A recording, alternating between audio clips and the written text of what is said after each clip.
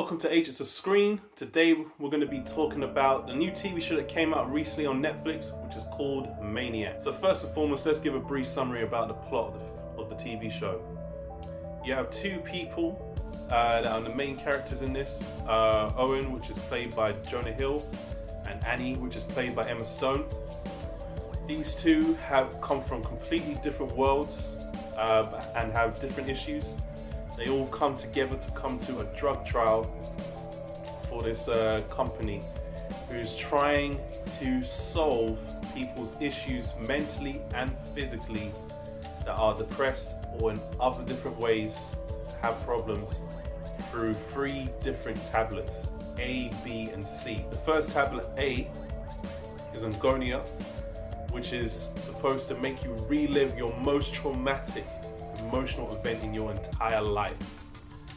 B, which is called behavioral, makes you unlock all your defense mechanisms that your mind has to stop you from seeing everything that you're supposed to see and make you realize what actual issues are stopping you from resolving everything.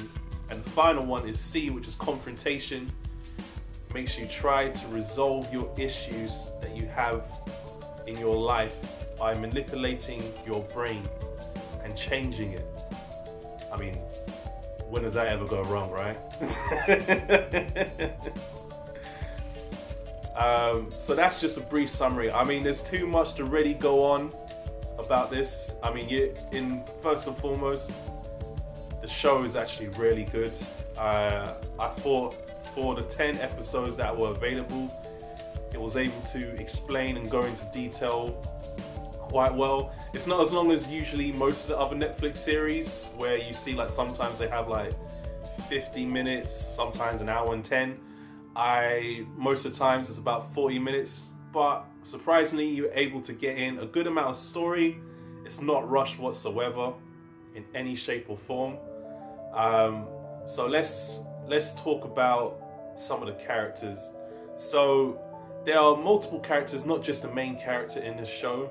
They all serve their purpose within the plot of the series, bit by bit. So Owen, he is a man who comes from money. He is a son of a very wealthy man who has a brother who is currently in a scandal at the moment, who has, he says allegedly, sexually assaulted someone at work. And now Owen has to lie for his brother to stop him from getting out of jail. He himself is someone who is schizophrenic and imagines another brother who is exactly like his, who is a nicer version, who tells him there is patterns within the world and that he will one day save the world. And he is supposed to testify for his brother, knowing that. With all this confronted to the surface, he felt that maybe I can try and do better.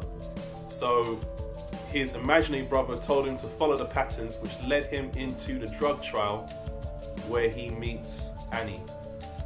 Annie is someone with a very troubled past who takes drugs, very strong drugs, to help relieve the pain of herself.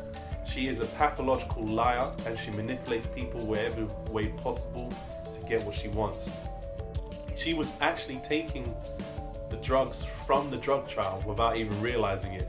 When she had no other way of accessing those drugs, she manipulated and lied her way to get into the drug trial. She even manipulated Owen into making him think that she was the partner that his imaginary brother was telling him all along about, that would help him save the world just so she could stay in the drug trial. I personally think that the two characters work quite well together, which surprisingly is quite an unpopular opinion online from what I've been seeing. I think they work quite well together. It starts from episode 2 when you first start to see their traumatic events and you find out about them. So we finally get to see Annie's past, where she and her sister were in a car and it was driven off the road by a lorry, and she is the only survivor. And because of that, she wants to take the pills to constantly relive past on that accident just because it's the only way of seeing her sister. I can't even begin to imagine how messed up you have to be to take those kind of drugs where they can damage you to that extent just so you can see your family again. To me, that's just insane. But who are we to really judge how people are and how they cope, how they have coping mechanisms? So we find, and then we also find out about Owen's past, where he has a breakdown, and when he first meets his imaginary brother Grimson, and he meets this girl who likes him, and he's told by his brother Grimson to watch out for her. And he is so strongly believed that his family paid to love her, and maybe even marry her, and maybe even marry him and have kids with him, that he has a breakdown and he has to go into the hospital. It's quite interesting because usually you start to find out information about characters probably maybe middle down the show, but the fact that they're introducing all this should tell you that down the line it gets even worse.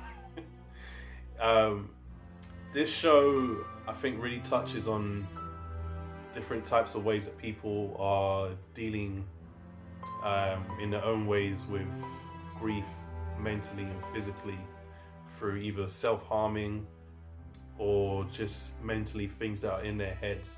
It's quite an interesting take on it because there's so many different characters that have many different issues. Like one of the scientists, the main reason why he made these 3 pills in the first place is because his mother is a renowned therapist and she tormented him as a kid and kept on contemplating suicide while he was sleeping in the same bed as her. And she never gave him praise. So he felt, well, the world doesn't need therapy. I'm going to resolve therapy once and for all by completely abolishing these hacks, and I'm going to make a scientific way of doing it through pills and manipulating people's minds into resolving and ending their grief once and for all. I can slightly understand it. If it worked, it would have been a very good way of dealing with therapy. You relive your past in full recollection, not just a manipulated memory that you perceive to be the true case. You actually relive it fully. You find out all the defense mechanisms that you have, that you always keep on projecting onto others because of your grief and your issues, and you finally confront the issue. And you're supposed to be a better person because of it. I mean, if they could do something like that now, that would be insane. It would literally destroy the world of therapy.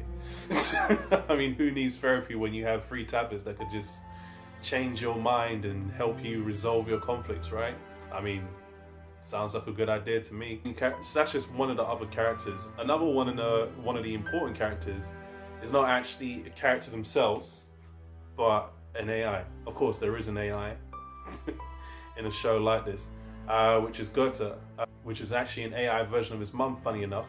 And they literally copied her mind back from when she was in her professional days, before she was apparently a hack and she went into pop culture therapy.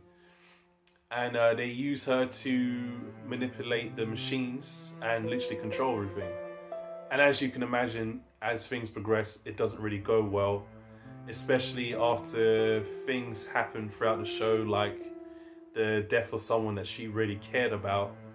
The grief actually caused her to react in a way that they didn't even anticipate, and it actually caused the 2 main characters to actually work in the same, have the same visions when they started taking the different pills, which isn't supposed to happen, but she made it happen because she couldn't deal with the grief. And it's just gets even weirder and more interesting, but it's not a bad weird, it's a good weird. As long as you can explain and it makes sense it's fine. And I think they did a really good job of explaining the plot, everything that went behind the show. You were always surprised about everything. There was never anything that was really boring to an extent about the show. I think if I was gonna give it maybe anything bad, I mean, for me personally, I can't find too many bad points about the show. I think the only thing that I would have been interested in is knowing more about the actual universe itself, because they touched up about it. It's not the same like ours. So they actually have something which is really interesting, which is called the ad buddy system in the world, where if you can't afford to eat, you can't afford to travel, you can have an ad buddy with you which pays for your travel, food or whatever, but they have to sit with you and they have to read out ads to you for the duration of time they perceive is acceptable for what they're paying for, which I think is actually quite an interesting concept, because we live in a world where we're blocking ads, skipping ads through TV recordings of shows that we watch and everything like that. What would be the next best thing? Finding a way of making something free for us but benefit them at the same time. And if they can do that, well, why not? I thought that was an interesting concept. I think I would have really liked to know more about the Maniac universe as a whole, but I think they had a set thing what they wanted to do in mind with Maniac, and they wanted to focus on the character development, which I think was fine. And I'm not hating on it whatsoever. I thought it was a very good show overall. But if they do make another season, I would like to know more about what actually happens in the universe of Maniac, in my opinion. So overall, I think that the show was very good. It is definitely something that you have to pay attention to. You can't just like if you turn your eye away for too long, you're gonna miss out on important key plot points. And as the episodes get deeper, the show gets even more interesting. Like you think, I wonder what's gonna happen on the next episode, and you can't wait, and then you just want to keep on watching it because it just gets even more deeper and darker as you progress throughout the story, and it turns into just kind of like a cluster mindfuck. Like you're just literally like mind blown. I ended up being quite satisfied with the show overall. So I would say my overall score for the TV show is a 7.5. No complaints about it. It's not something that was like absolutely amazing, but it was a very good watch nonetheless. I really enjoyed it. I think the characters worked really well together. I think the AI was quite interesting, especially how it progressed, how everything came to be. They worked quite well with all the subplots of the different characters, all the different test subjects in there. They all had their little purposes. Not all of them had very good limelight. They were more like cannon fodder and background noise for a lot of them, but that's fine. They knew who they wanted to work on. They knew who the main characters were. There were a few scientists, there were a few test subjects, the families, and that's it. And I think they did a really good job. So overall, I'd give it a 7.5. Definitely go and watch it if you got a Netflix subscription. Even if you don't, get a trial, watch it, you won't disappoint it. There's plenty more on Netflix. I mean, they're just pushing out content now, which is just silly. They've got so much good content on Netflix now, which is, we're living in a high life of great TV content for people to watch. There's so much broad range. So yeah, definitely watch Maniac. I highly recommend it, and thank you for watching this review. Peace out.